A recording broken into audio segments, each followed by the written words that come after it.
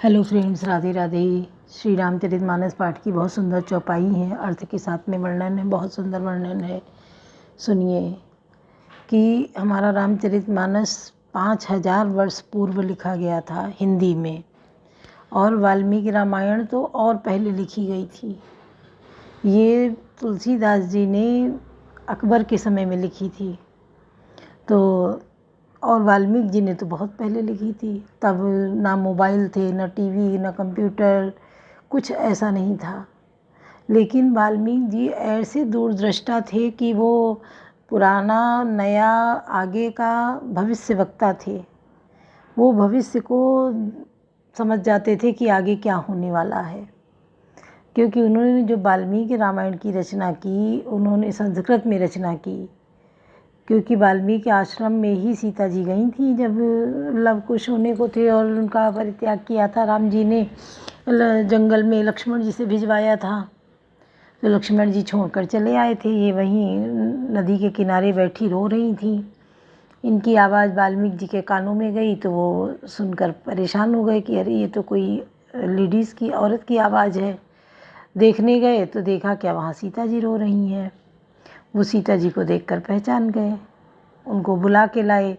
देखा तो वो गर्भावस्था से थी।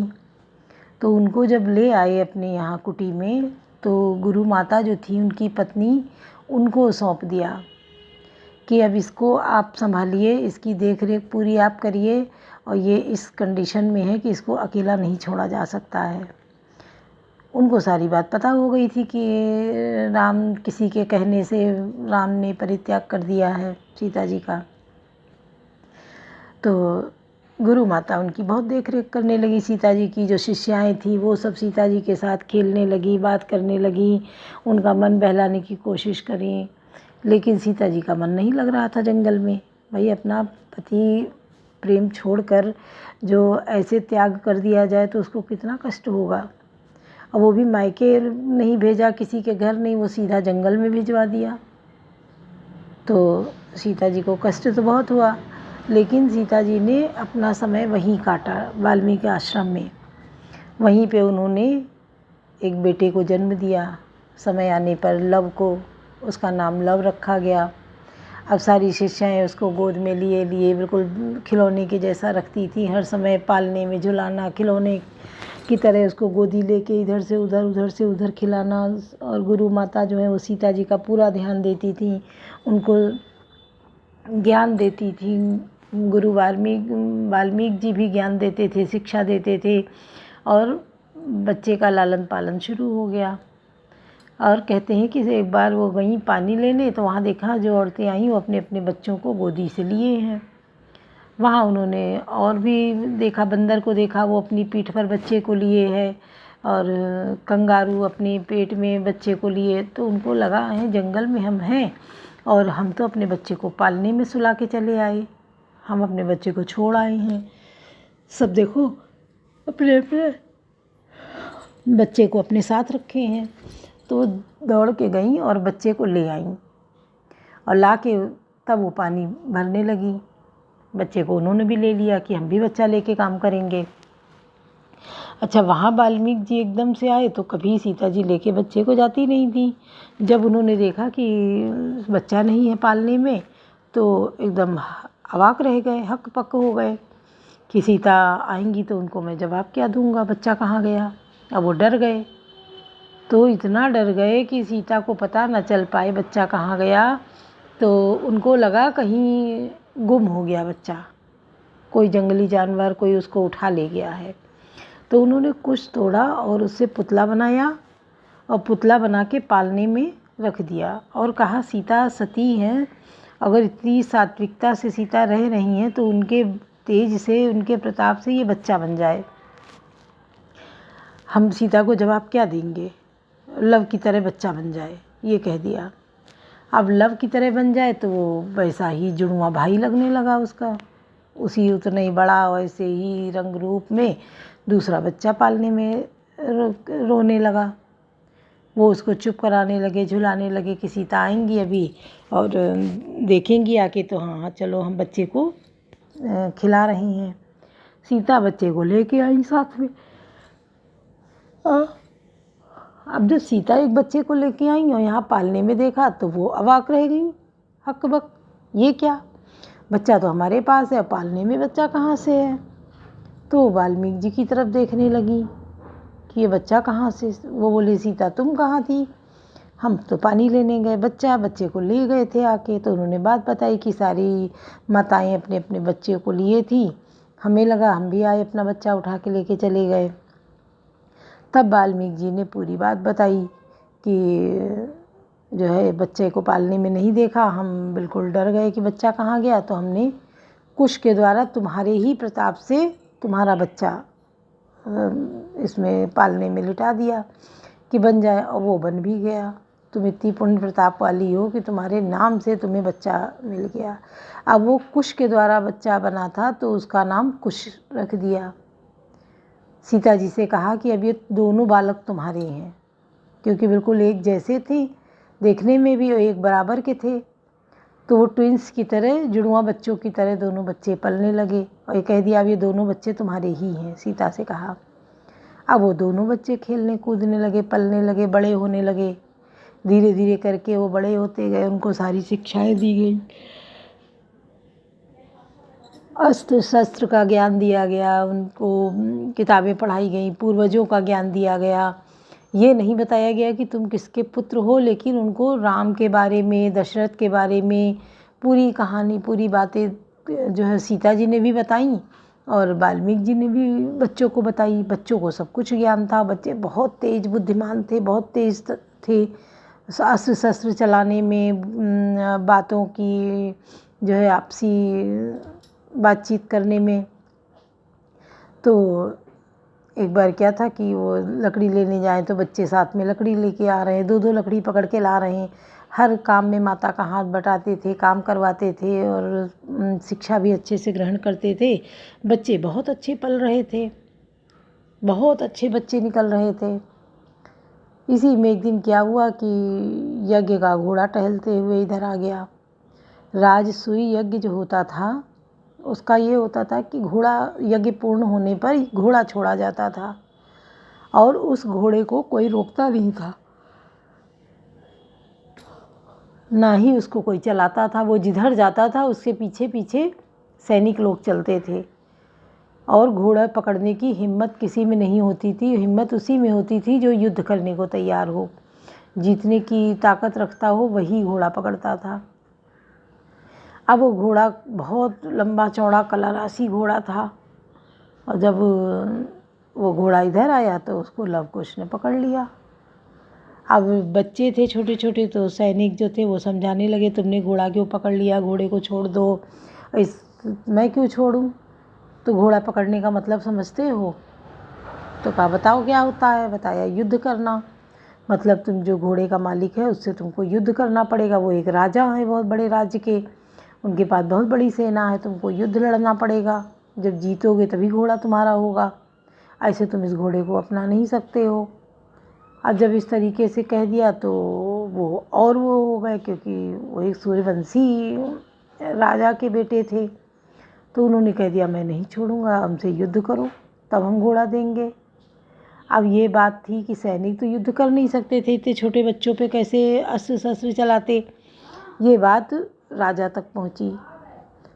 तो लक्ष्मण जी आए देखने के लिए कि इतने छोटे बच्चे हैं और युद्ध करने के लिए तैयार हैं। तो लक्ष्मण जी आए कि चलो हम देखते हैं कौन है क्या है। तो वो भी आए, देखा बच्चे बहुत तेजस्वी थे। तो उनसे कहा छोड़ दो घोड़ा, और तुम बच्चे हो, तुम्हें क्या चाहिए, हम दे देंगे, घोड़े को छोड़ दो। ऐसे कैसे छोड़ दें, आप युद्ध करके जीतिए हमसे घोड़े को, हमने युद्ध घोड़े को पकड़ा है। ऐसे कहकर वो भिड़ गए। तब सीता जी देखती हैं कि अरे ये तो लक्ष्मण जी हैं। तब उनको पता चलता है कि ये राजसूय यज्ञ किया है उसका घोड़ा है, और वो युद्ध भी शुरू कर देते हैं। जब शाम हो जाती है, घोड़े को बांधे रहते हैं, अगला दिन आता, सीता जी देख लेती हैं तो बच्चों को समझाती हैं। और सुनिए। कठिन जग माही जो नहीं होई तात तुम पाही, अरुण नयन रघुटी कुटिल चितवन नृपन सकोप, मनोमत गजगन निरखी सिंह किशोर चोप। कवन सो काज कठिन जग माही जो नहीं होई तात तुम पाही, उनके नेत्र लाल और भौहें टेढ़ी हो गईं और वे क्रोध से राजाओं की ओर देखने लगे, मानो मतवाले हाथियों का झुंड देखकर सिंह के बच्चे को जोश आ गया हो। खरबरु देख विकल पुरनारी, सब मिल देई मई पनगारी, ते अवसर सुनि सिर धन भंगा, आयो रघुकुल कमल पतंगा। खलबली देखकर जनकपुर की स्त्रियां व्याकुल हो गईं और सब मिलकर राजाओं को गालियां देने लगी। उसी मौके पर शिव जी के धनुष का टूटना सुनकर रघुकुल रूपी कमल के सूर्य परशुराम जी आए। देख मही सकल सकुचाने, बाज झपट जनु लवा लुकाने, गौरी शरीर भूति जब भल विराजा, बाल विशाल त्रिपुंड विराजा। इन्हें देखकर सब राजा सकुचा गए, मानो बाज के झपटने पर बटेर लुक छिप गए हों। गौरी शरीर पर विभूति भस्म बड़ी फब रही है और विशाल ललाट पर त्रिपुंड विशेष शोभा दे रहा है। शीश जटा शशि बदन सुहावा, ऋषभसु कछुक अरुण हुई आवा, भ्रकुटी कुटिल नयन रिसराते, सहजं चितवत मनो रिसाते। सिर पर जटाएं, सुंदर मुख, चंद्र पर क्रोध के कारण मुख लाल हो गया है, बाउल भौहें टेढ़ी और आंखें क्रोध से लाल हैं। सहजी देखते हैं तो भी ऐसा जान पड़ता है मानो क्रोध कर रहे हैं। वृषभ कंदूर बाहु विशाला, चारु जनेऊ माल मृगशाला, कटी मुनि बसंतोन दुई बांधे, धनु सर करु कठारु कल कांदे। बैल के समान ऊंचे और पुष्ट कंधे, छाती और भुजाएं विशाल है। सुंदर यज्ञोपवीत धारण किए, माला पहने और मृग चर्म लिए हैं। कमर में मुनियों का वस्त्र वल्कल और 2 तरकस बांधे हैं। हाथ में धनुष बाण और सुंदर कंधे पर फरसा धारण किए हैं। कवन तो काज कठिन जग माही, जो नहीं हो तातु तुम पाही। शांत वेश करनी कठिन, बरन न जाई स्वरूप, धरि मुनि तनु जनु वीर रसु, आयो जहाँ सब भूप। कवन तो काज कठिन जग माही, जो नहीं हो तातु तुम पाही। शांत वेश है परंतु बहुत कठोर है। स्वरूप का वर्णन नहीं किया जा सकता, मानो वीर रसी मुनि का शरीर धारण करके जहाँ सब राजा लोग हैं वहाँ आ गया हो। देख भ्रगपुत वेश कराला, उठे सकल भय विकल वो आला। पितु समेत कही कही निज नामा, लगे करन सब दंड प्रणामा। परशुराम जी का भयानक वेश देखकर सब राजा भय से व्याकुल हो उठ खड़े हुए और पिता सहित अपना नाम कह कहकर सब दंडवत प्रणाम करने लगे। जय सुवाई चितमयी तु जानी, सो जाने जनु आई कुटानी, जनक बहुरी आई सिरुन आवाज, ये बोलाई प्रणाम करावा। परशुराम जी हित समझ कर ही सह जी जिनकी ओर देख लेते हैं वह समझता है मानो मेरी आयु पूरी हो गई। फिर जनक जी ने आकर सिर नवाया और सीता जी को बुलाकर प्रणाम कराया।